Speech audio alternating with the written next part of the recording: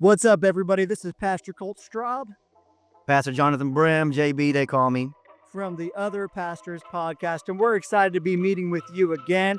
Jonathan, it's been a while since we recorded. Since then, right now, it is January 8th. We just came through the Christmas season. And for those of us other pastors who serve up, down, all around, whether you're a worship pastor, youth pastor, children's pastor, executive pastor, admin pastor, communications pastor, or any kind of sub senior level, middle monkey, middle management, other pastor, if that's you, this podcast is all for you. And you know that the month of December can be one of the busiest months of the year. And it really was here. Jonathan, how was your Christmas season? I think you hit it on the head, man. It was busy, busy. Yes, sir. We did a huge production at our church. And Jonathan, you hit ball with that, played a little saxophone. Yeah, we had great attendance with that. And then we did a Christmas Eve service. And of course, all 4 services of that month. And God did awesome things, and many people came to receive Jesus, which is what it's all about. But for those of us in ministry, we were very tired, and it was good to have some time off between Christmas and New Year's. What'd you do during your break, Jonathan? Yo, my wife got me a PS5, so there's that. Yeah, I don't know if it's a good investment, but here we are. Man, just trying to take it easy. I have my Christmas decorations up still. If that tells you anything. No, I get it. So do we. We actually have some family coming in town this weekend to do the last Christmas celebration. It's a 2024 Christmas season. So I totally understand, man. I totally understand.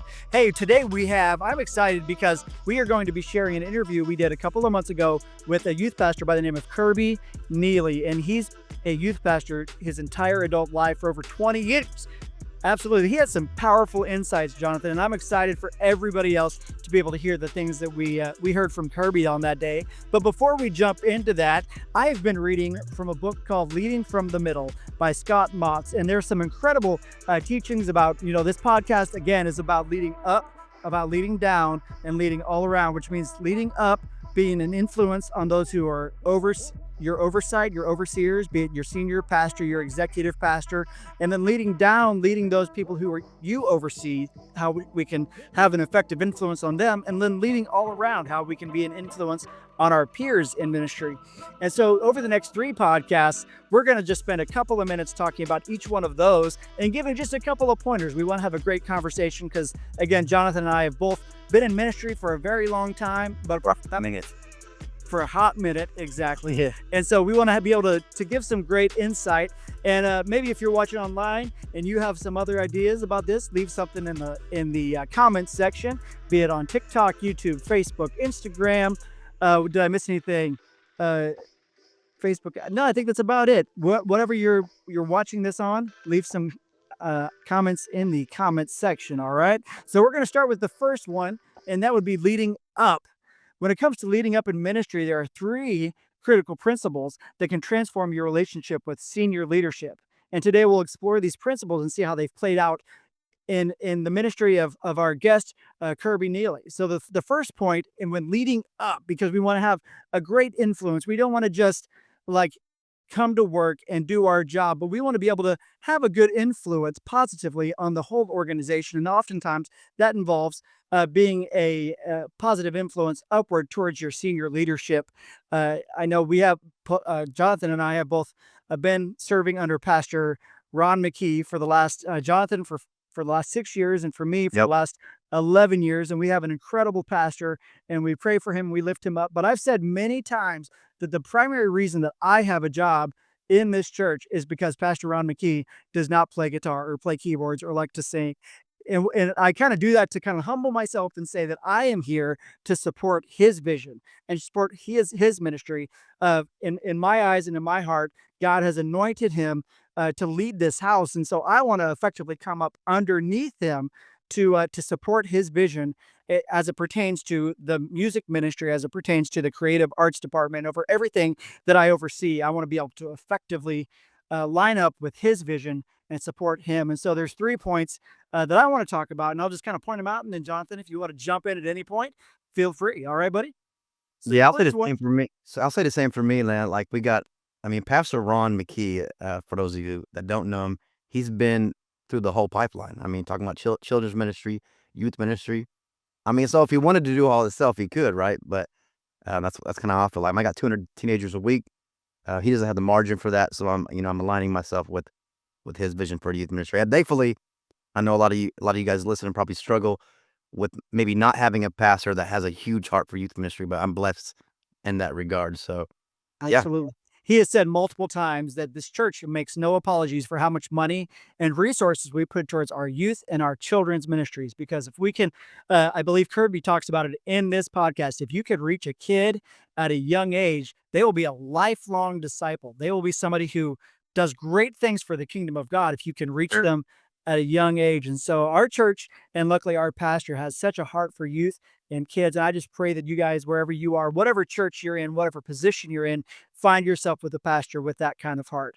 And so the number one key that I want to talk about as it pertains to the first one, as it pertains to leading up and having a positive influence on your leadership, is first, you have to make sure that your house is in order. You have to make sure. Many leaders make the mistake of trying to influence up before they've established a firm grip on their core responsibilities. And the truth is, your senior leadership won't be able to engage meaningfully in your eyes and your initiatives if they're distracted by concerns about your basic performance. Before you try to expand your influence, you got to make sure that you're excelling in your fundamental responsibilities. And I know that this has been so true for me. I know that in seasons where I'm struggling to keep up with my responsibilities, I try to keep those few and far between. But when that happens, there's no margin to be an influence on anybody else. I'm literally just trying to keep up. But if you can allow yourself to get ahead, to develop margin, to be successful, to build the teams underneath you, then you have the margin to effectively be able to influence the organization as a whole. Yeah, I'll be a little transparent, man. Like if things are not right in the house, like if you're fighting with the wife or something just going crazy, uh, I'll be the first to admit it affects my performance, like for real. I understand. Uh, I cannot I mean you can't walk away from that type of chaos and tension in the house and go do ministry. I mean, just it'll mess with your mind and then you can't focus and like there's been I'll be honest, man. There's times where me and the wife, weren't getting along and then we serve together and we're trying to pretend to like each other. Like, man, that's a situation you don't want to be in. So you wanna get God in the middle of that. Your house is your ministry, man. It's like you got to get it right because it'll mess up how you do ministry for sure. Absolutely. And that goes, man, we had a conversation a couple of months ago with Pastor Alan Asbury, and we released the podcast on January 1st. And in that, he quotes Mother Teresa in saying, if you want to change the world, go home. And I think that Yeah. that kind of emphasizes the fact that if we want to be a positive influence on our organization, the first thing that we have to do is make sure that our organization, that our home life, our kids, our families are the top priority, that we're investing in them, that we're showing them love, that we're engaging and investing in their spiritual development in their life. And then once we have our life together at home, then we can effectively be an influence not only down, but around and upward in our organization. Yeah, we're not just ministers, man. We're ministry families, Exactly. and so you have to make sure. Like, thankfully, through the grace of God and a lot of hard work, um, my children, I got two teenage children, one adult now because I'm old. They still love church and love the concept of ministry. In fact, my oldest, wants to somehow be involved in ministry. So you can mess all that up if they see a stark difference between what's going on in the house and what's going on in the church. So you gotta bridge that gap. Only God, Absolutely. only God can do that, man. So Amen. So I'm going to go into the second point to be an effective leader as it pertains to influencing up the org chart, up the chain in your organization. Number two is to understand that support doesn't mean making decisions for your leaders. It means helping them make better decisions. The goal isn't to take decisions off their plate entirely, but to frame decisions in a way that also aids their decision making process. This means to provide context, outlining clear options, and presenting implications in a way that respect their authority while adding value to the thought process.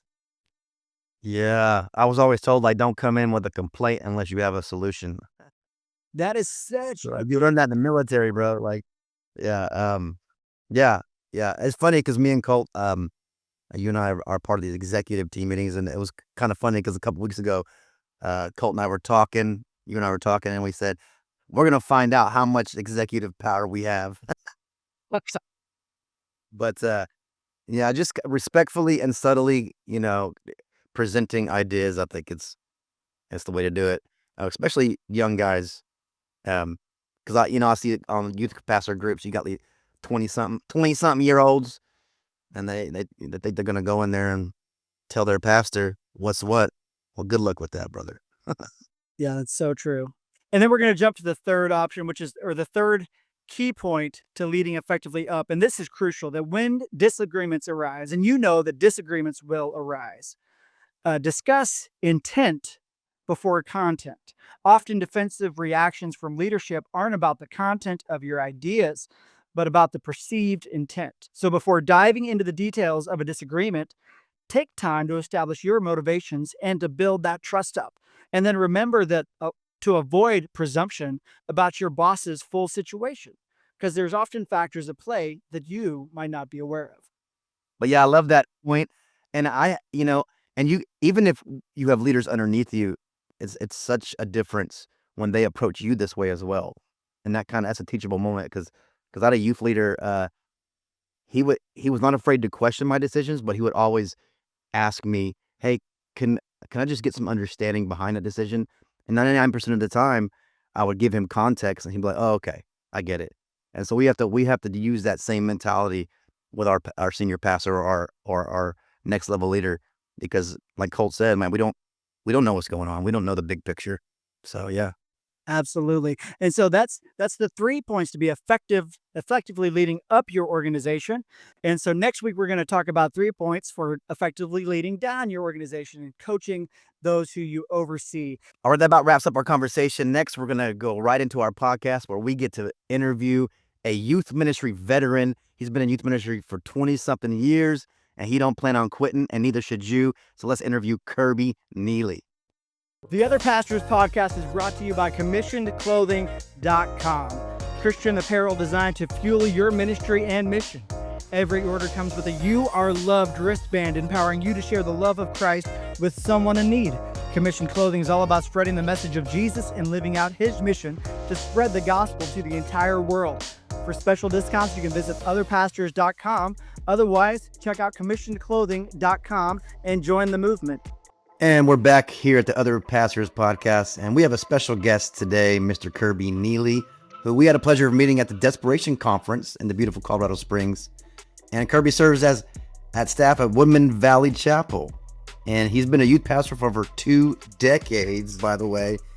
Yes. It's crazy. He currently oversees student ministries across 4 campuses with a team of 15 people. Man, Kirby, I commend you, sir. So just tell us a little bit about that. Yeah, so I've been at Woodman Valley for about 11 years now. Actually, I'll just be passing 11 here like next week. And so love where I'm at, love student ministry. And God called me real specifically to the American young person. And so I've just had the privilege of doing ministry throughout my career in a few different venues with young people and love it. Fantastic. Very cool. Great. Well, we just want to start to kind of unpeel this onion. We want to get to know more about you a little bit. And so on the service level, I love this statement. And I just found out that it was by Harry Truman. President Harry S. Truman said, "Not all readers are leaders, but all leaders are readers." So Kirby, what kind of books are you into? What kind of podcasts? And how are you feeding yourself right now? Yeah, so current books that I'm reading one called Fish right now. That's all about creating just like a fun sort of culture at work. It's about the Portland fish market and just how they do a pretty terrible job and have made it really fun and kind of world famous. And so I got that recommended. I've got a friend that I've been meeting with every other week who used to work for Chick-fil-A, and he's been working with me just professionally to try to help me build a great culture on my team. And this was a book that he recommended. So I'm reading that with him. And then my daughter and I are reading Angela Duckworth's Grit. And the reason we're reading that is just because I think that's a really important skill for my daughter to have, is just kind of understanding that a lot of times success is more about hard work and try than it is about talent and gifts. It's about this desire to get things done and the motivation to get things done. I heard, you guys know who JB Mooney is? Yep.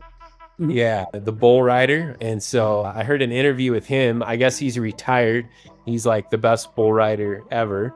And he was just talking about, like, now that he's coaching young people, teaching them how to ride bulls, what does he look for when he's coaching people? And the interview, it was awesome. He's like, not in his kind of southern drawl, sort of tough guy, smoking a cigarette, never wears a helmet when he's riding a bull, like ever. Like he's the guy who does that. It's just a little bit crazy, I think. But he's like, man, when I'm looking for someone to coach, I don't care about their talent. I care about their try. And if they've got to try, I can ride a bull. And so been working with my daughter, really want her to have that sort of grit. And she does. She rides dirt bikes with me. And she's working right now at a camp as she works in like the housekeeping department at a camp. So that's really cool. And she's in her senior year of high school. So that's what I'm reading right now. As far as podcasts, I'm kind of not listening to any ministry podcasts right now. I really enjoy Controlled Chaos, which is a little bit older of a podcast that a guy was doing. I used to listen to this youth pastor that would just do like the next day unpack all his youth ministry stuff. His name was Frank, but he moved up. I wouldn't ever say he moved up. He moved to a different role. And so he's not doing ministry anymore, which a lot of people would say that's moving up. In my mind, that's moving down. And so he's doing a different role now, so he's not doing that podcast. I listen to Dave Ramsey a little bit just because I think he's good encouragement, but I can only stand it here and there, so I listen to that a little bit. There's this guy who elk hunts. I love to elk hunt. He used to be a guide, and he does a podcast called Living Wild, I think, Remy Warren. So I listen to that podcast a little bit too. That's great. And so for our listeners or anybody watching online, we're going to put all those in the show notes so you can follow up on those great materials. So you've been in youth ministry for 20 years. Yeah. Not quite that long for me, but getting close. Cool, so obviously over time, guys like us have a repertoire, I would say, of youth ministry fails. So, I mean, we could probably make 7 podcasts about all the fails in 20 years. My goodness. But I would like you to throw one out there. What is one of the ones that stick in your mind that you're like, oh my gosh? Yeah, man, I've had a lot. I don't even know where to start. Probably one that was the most the biggest fail, I think. And man, I could go on here for a while. But so my pastor's son was in my youth group for a little while. I was doing youth ministry out of my house. My wife and I were helping out with a church that a good friend of mine planted. And so we were doing youth ministry on every Wednesday night right out of our living room. We built a half pipe in my backyard. I had to hypothetically talk to my insurance agent about like what happens if somebody falls off a half pipe that I've created in my backyard, and would a waiver help at all or not. And so we would the kitchen was tiles, so we would like skate through the kitchen and like ollie out the back door onto the half pipe. And it was great. It was a lot of fun. Did this event that was like kind of a kickoff event in the fall, invite your friends, and we're going to be at a local park. And the pastor's son invited this girl that he was dating that went to another youth group in town. And so she showed up. We were playing capture the flag in the dark, kind of towards the end of the night. And I was running in to get the flag, and we kind of had the perimeter around the flag that you're like safe once you get there. And she's kind of guarding the perimeter. And so I dive in and I feel a little less responsible. Like my students would know that I was going hard and they would get out of the way. She didn't know that. So she just stood her ground. And so really it's completely my fault, because when I dove in, my shoulder hit where her knee's at and bent it backwards and hurt back. And so I don't know really what happened. I had to call her mom while she was crying. Her mom had to come pick her up. And when her mom picked her up, her mom was like, my daughter will never come back to your youth group. And I'm like, I just botched that. I'm so sorry. Like tried to follow up. Parents didn't want anything to do with me. And I could see why. Yeah. So need to care a little bit less about winning games like capture the flag, I guess, with the lesson that I learned there. So Yeah, youth pastors can get pretty competitive. That's for sure. yeah, need to. I remember because for dodgeball, I went with a children's pastor to a youth camp because she needed the help, and I'm used to playing dodgeball with teenagers, so I didn't turn that switch off for the kids ministry, and I just obliterated this little girl, and with a face shot, and I felt so terrible. She was crying, and of course everybody just like give me that look. I'm like, my bad. Problem. Usually I'm with a bunch of high school boys, so there's that. But I got one more, Phil, I want to tell you about because this is funny. Yeah. This one's funny because I have like 200 kids in my youth group, and so we have this massive group chat. And this was a long time ago, as we have to kind of keep up with what's going on in technology. Well, I did not know that the Apple came out with the middle finger emoji. Yeah, that's a good one. So yeah. So a bunch of us were talking about something, and someone said something important. So typically, what I would do is I would click the pointing up emoji just to highlight, what she said. But rather, since I was unaware of the new middle finger emoji, I flipped off the entire youth group via emoji. Yeah, that was fantastic. How many screenshots? Thank you, Apple. Did you get as a result of that? Just a bunch of, luckily they showed me a lot of grace because they're like, Pastor JB, I don't know if you know what that is. I was like, oh my God. They knew I was just dumb and old. That's hilarious. So Kirby, I know you've been in ministry for 22 years, in youth ministry specifically. Tell me about your upbringing, your testimony. What got you into ministry in the first place? Yeah, I was at a winter camp, which we still do winter camps here. A lot of the big camps here in Colorado, they kind of do their own programming in the summer. And so if you're a church that wants to do your own camp, you got to do it in the winter. And so as a ninth grader, I was at a winter camp, and this gentleman who actually I ended up working for later, but he was doing some messages, and I don't remember what passage it was. I just remember the application was give God everything. Are you willing to give God your all?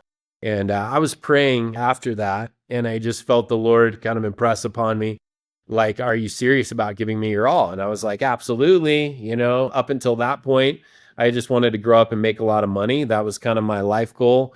In fact, I have a letter that I wrote myself in 5th grade. I went to the same school from 5th grade through senior year. Actually, from kindergarten through senior year, I went to the same school district. And I have a letter that, like the 5th grade teacher had you write and then mailed to you. And it literally says like, the type of vehicle I wanted, the type of girl I wanted, the type of job I wanted with the money that I was going to be making. And so just a little like materialistic kid, I guess, at 9th grade, and wanted to make a lot of money and have a big house and have the vehicle and all that stuff. And at this camp, God just kind of just impressed upon me, like, would you give me your whole career? And that for me was like, never thought of that. And like, what does that mean? It was just this idea of being a pastor. And so I really wrestled with that, like, from 9th grade to 12th grade. I came home, my dad had worked at volunteer as like a volunteer part-time youth pastor for a little while before I was born. And when I came home and kind of shared what God did at camp, my dad was like, if that's what God is calling you to do, then you better do it. But if that's your idea, then please don't do it, because there's so many jobs out there that pay more money. They take less effort. And like, if God has called you to it, you need to do it. But if you're just thinking like, my youth pastor is a cool guy and I love him and it seems like something that would be great to do, like, you're going to get rolled up, chewed up, and spit out. Amen, brother. So that's kind of where it all started for me. I think it took a lot of, like, I came back, I shared that with my youth pastor.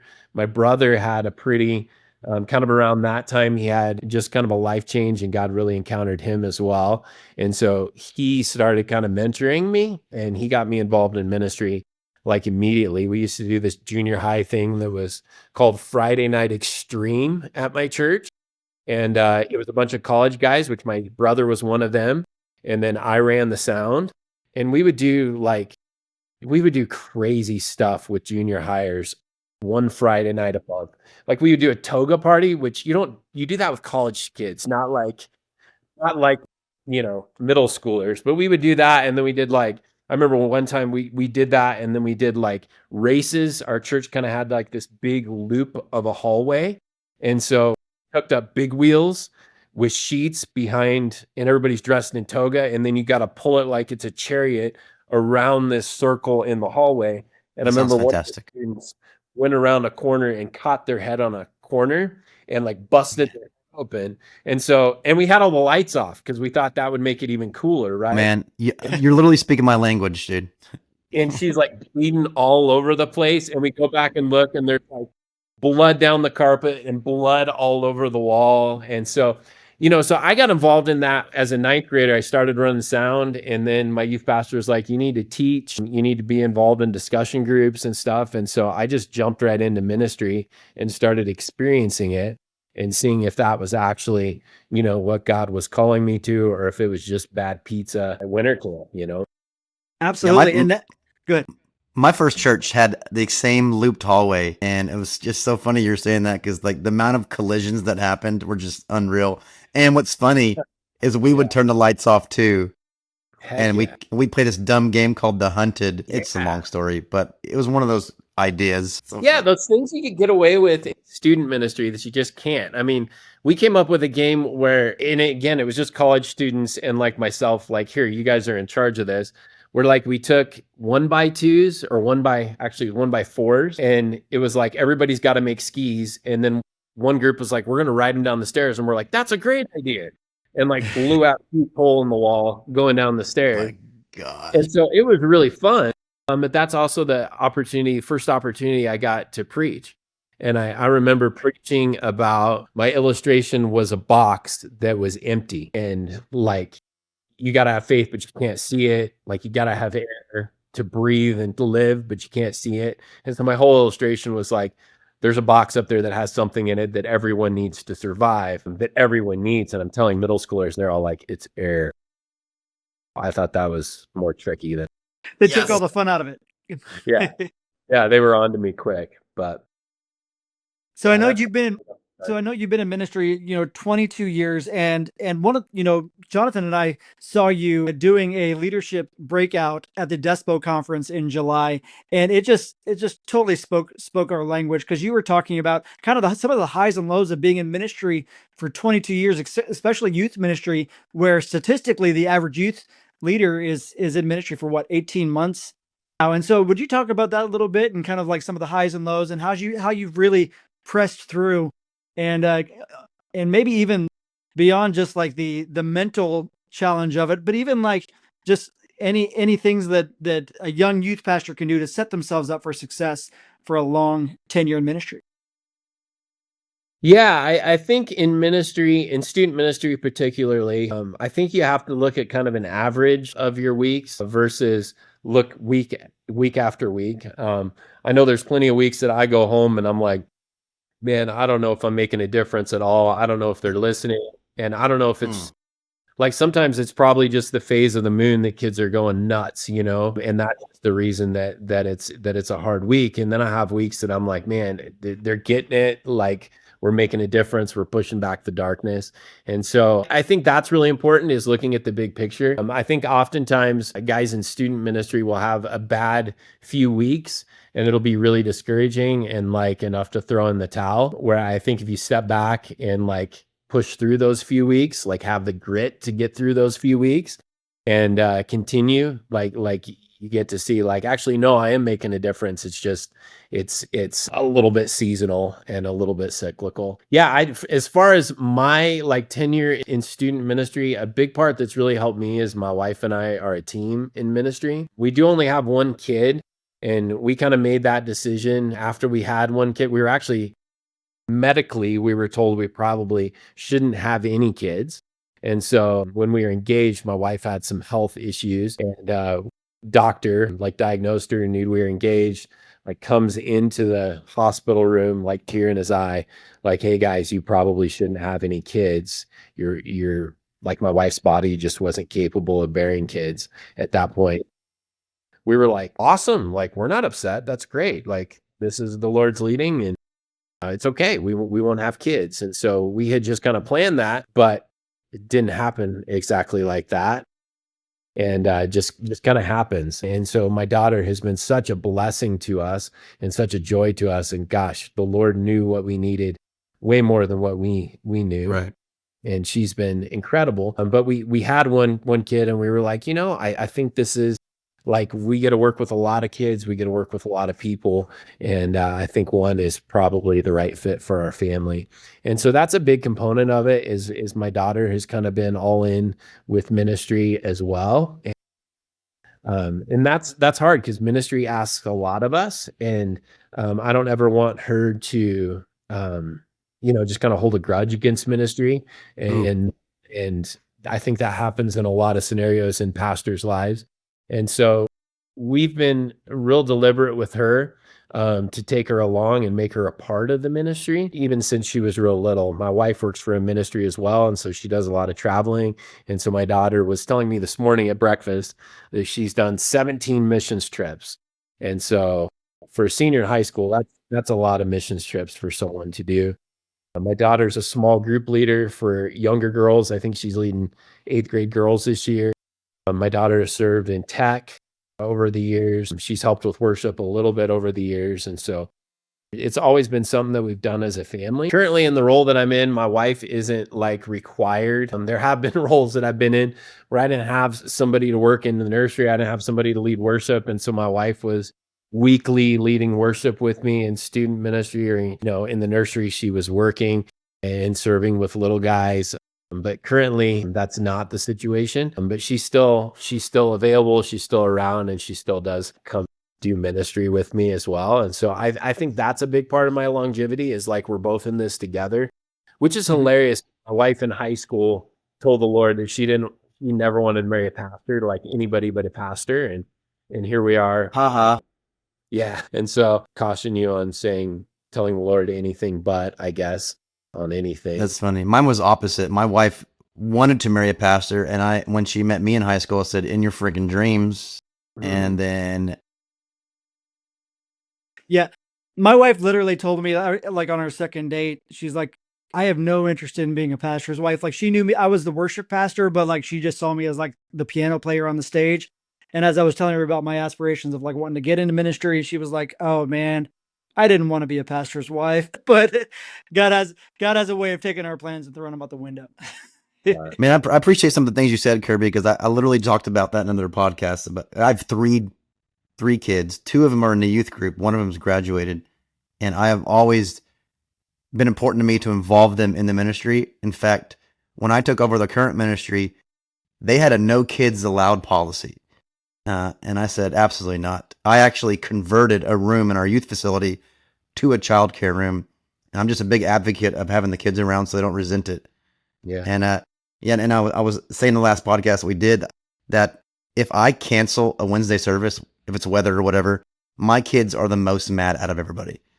So I think it's very, very important that you said those things. And I think other pastors need to hear, like, involve your kids, let them be around. Just let them be around, Don't put them in a room somewhere. Just let them be there and be present.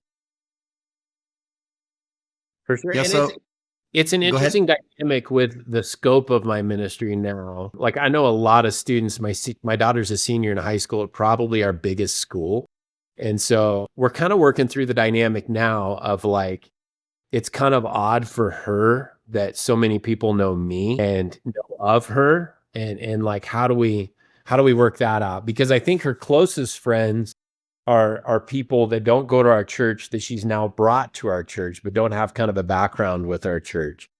And so I don't know. It's just been something that's been kind of interesting for me to work out and for us to work out as a family for her. I think one more thing that has helped me with my longevity is like the longer you do student ministry, the more you get to see kind of that long-term harvest of students that have had, that you've made an impact on and that have actually it's affected their lives. Our worship leader, our worship director at our North Campus, I actually had that dude when he was in kindergarten in kids ministry, wow.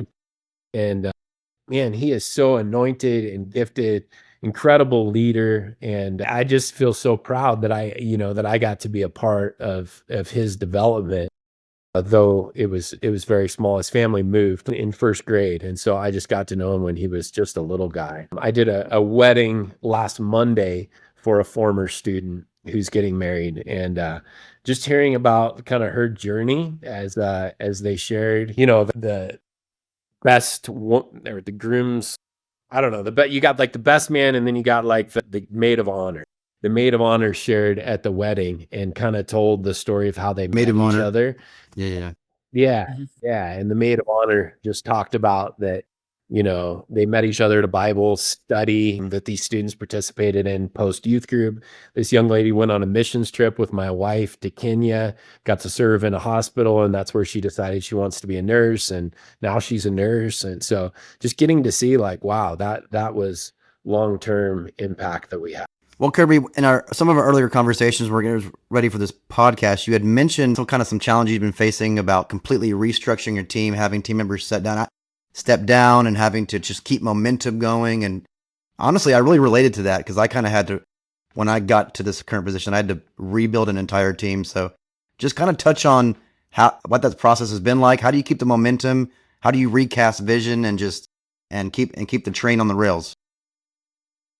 Yeah, man, I wish I could tell you I've got that completely figured out. I really don't. I'm really working on it right now. And I think something that I've been working through is, as long as my tenure has been in student ministry, I just know it's not always the case for everybody in student ministry.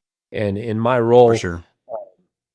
like my role being a long-term role, like I've got definitely roles on my team that aren't going to be 10, 15 years sort of terms. And so just in my department, I had a young lady who interned for me right out of high school. Then she went to college.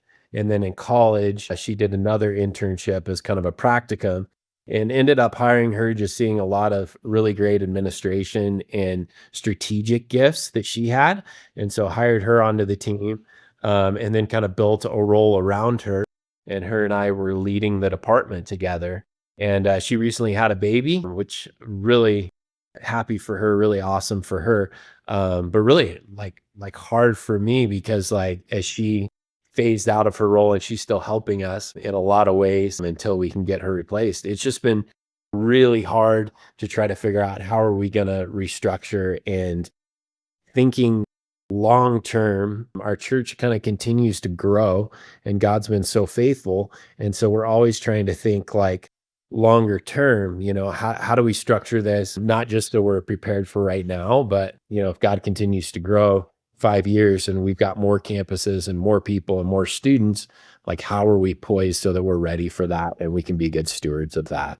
And so that's part of the reason I'm reading that book about culture, and just trying to create a team that really understands the vision and is behind the vision and wants to Sure. be a part of it. Well, statistically speaking, when people listen to this podcast, there's probably someone right now going through a difficult transition, and they might not have all the answers, much like you said. So, what Yeah. advice would you give to them just to kind of keep their head in the game, despite not having the answers and the challenges that show up? Yeah, I think a lot with transitions, what I've found just for me is I need to trust the Lord more. Man, Boom, it might sound pretty cheesy, but I think God cares more about his church than Kirby does. man, that's I've so just good. learned that I think a lot of times through transitions, like I've been holding so tightly because I'm like, this is something I've worked so hard for. This is something I care so much about. And like God cares more about it. God has worked harder for it. God sent his son for it. And it's God's church. And so the role that I need to play is being obedient to him. I love Isaiah 6 and 7. That always just kicks my butt whenever God basically tells Isaiah that he's going to be a complete failure as a prophet. Like he's going to make no progress as a prophet. Israel's actually going to be worse off post your ministry, bro. Like no harvest, no nothing. And Isaiah's like, I'm in, hear my sin. And so, He's for me, built different. He's built different. Yeah, but I want to be built like that, and I want to think that if God told me to do it, I would do it. And so that requires a lot of trust. That requires relinquishing control and understanding that it's God's and not Kirby's. And if I trust him and am obedient to him, then he's going to take care of that. It's hard. Absolutely. Absolutely. All right. Well, before we wrap this up, we have to ask about the cattle ranching. Yes. We, Yes. we, Okay. we gotta ask, man. Oh, man. Yeah, That's bro. true. Yeah. So yeah, the story is I grew up on some property and I was wanting to go to college. I was feeling the pull as a ninth grader to go into ministry, and I knew I needed to go to Bible college, and private school was expensive. And so I started raising cattle as probably ninth grade. Eighth to ninth grade was kind of the time that I started raising cattle. That's a lot different than what I was doing in the 8th to 9th grade. Yeah, I just No started kidding. my business, man. And so I started, I think, with 4 or 5 head of cattle. And then the next year I just kind of rolled all my profit in. And by the end of high school, I think I had 50 head. So What? I had about $20,000 saved up for college, which doesn't seem like that much money now, but it was then for sure. Dude, that's incredible. That's Yeah, crazy. so I was able to pay for college for the first couple of years.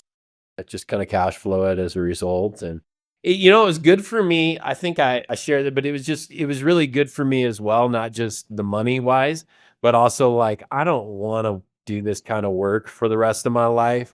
And so it's just good motivation for me to get in college and get an education. What's funny is my dad says the same thing. He grew up on a 9,000 acre ranch. And so crazy huge ranch. And he was like, I never want to do that again. And he was an engineer, and now he's on the ranch. He's literally like, that's what he's doing for retirement, is working on a ranch with cattle.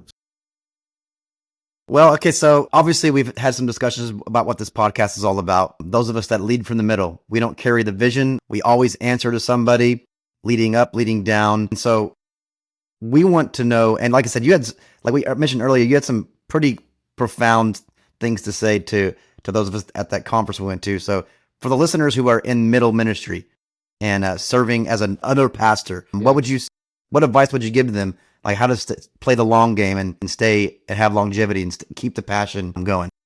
Yeah. Man, I think what we do is so stinking important. And I think just keeping that at the forefront. When the sweet little old lady says, Pastor, when are you going to be a real pastor? Right. I don't know how many times I've had that question. And I'm like, lady, are you saying like young people's souls aren't nearly as important as old people? Like pockets aren't as deep. They don't have as good of jobs. Like I understand that. But man, I just think like if a young person can get a hold of Jesus as a young person, think about a lifetime of being obedient to Jesus, of living out their So powerful. God-given potential. Like that is huge. Where if it's somebody who's an adult, like you maybe got 20 years with that guy, God's maybe got 20 years with that guy to make an impact. And so whether it's a worship ministry, I think so often that can get undersold, whether it's kids ministry, whether it's student ministry, like understanding God has called me to this and this is valuable. This is important. I'm changing the world. I'm changing eternity, and kind of keeping that in front of you, regardless of what the cute little old lady has to say, and the value that she doesn't place on it. I think is really important. I love what Paul says about being content in all circumstances. I think I have a tendency to look at what's next and try to fix, try to get through right now so I can get to what's next. And I've really had to curb that and learn to like, man, no, just be content in where God has you, and use that with everything you've got until God says otherwise. It's so good. Recently, probably a few years back, I just had it on my heart to message my old youth pastor from like forever ago, because and so what helps me is when I look at these kids and I'm done with these kids is like, dude, what were you like as a kid? And so I messaged him. I said, although it didn't seem like it at the time, it mattered. And I think what helps with the long game for me is that, I mean, years might go by and you might just get a message or something from one or two kids out of the whole bunch. They go, man, it made an impact and it matters. And I think that's important to remember. Yeah. Absolutely. Run into them at the grocery store, or you get a message from them on Facebook. Exactly. There is times I mean, I literally, the first youth group that I worked at, I got a message on Facebook from one of the guys in that ministry who'd been in and out of jail, and we kind of exchanged a few messages, exchanged my phone number. He called, and like third sentence was like, "Hey, I need to borrow some money." And I was like, Dude, I get that too, bro. you know, and so there is. And when he does that, when they do that, just ask him, just say, why don't you Google a youth pastor's salary and then ask me that question again, bro? Yeah, exactly. Anybody ever call you and say like, I need you to bail me out of jail? Like any calls like that? No. I haven't got, Maybe not. no, I haven't got That's bailed the out. extreme. I have got called like, "Can you visit me in jail?" That's been one. I have got like, "Hey man, I got arrested. Can you talk to my mom and dad?"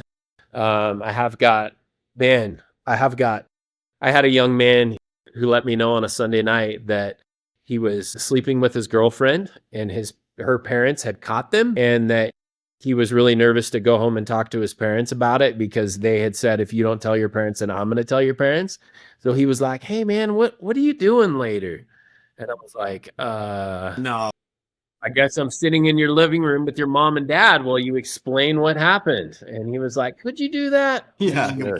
Was like, you saying everything. I ain't saying it. You saying it. I ain't saying it. You can be there for moral support, right? Yeah. So Yeah. before we let you go, we just want to get to know a few more details about you. So we're going to do a rapid fire question section. And so you haven't seen these questions ahead of time. We're just going to throw them out. You give us the first thing that comes to your mind. Okay. What is your favorite youth ministry game to play with your students? My favorite youth ministry game to play with my students. We have this ball that I love, but it always seems to disappear. Somebody seems to hide it from me. It's 6 foot tall. It weighs about 40 pounds.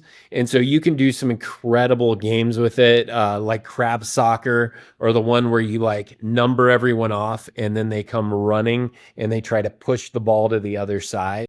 I love that game. It's so fun. It's also very dangerous. And I did have a kid get injured. But man, I'm going to need you to put a link to where to get this ball, please. yeah. We'll put it in the show notes. No. All right. What about a best snack to have at a youth group? Best snack at a youth group. Man, I'm kind of a donut guy. My body kind of revolts whenever I eat them, but I firmly believe, I had a youth professor tell me, don't get the cheap stuff. Don't cheap out on the non-name brand stuff. Like, get the name brand soda, get the good donuts. So I'm kind of a donut snob, and I love having donuts. And I will go get the fancy donuts, the expensive. Heck yeah. There you go. Who was your role model when you first started ministry? Who was my role model when I first started ministry? Man, I have to say, there's a guy, it's interesting, I just talked to his executive pastor from back in the day, but there was a dude at Saddleback Church named Kurt Johnston, who was a middle school pastor at Saddleback Church, and he wrote a book called Controlled Chaos, which is what drew me to that podcast.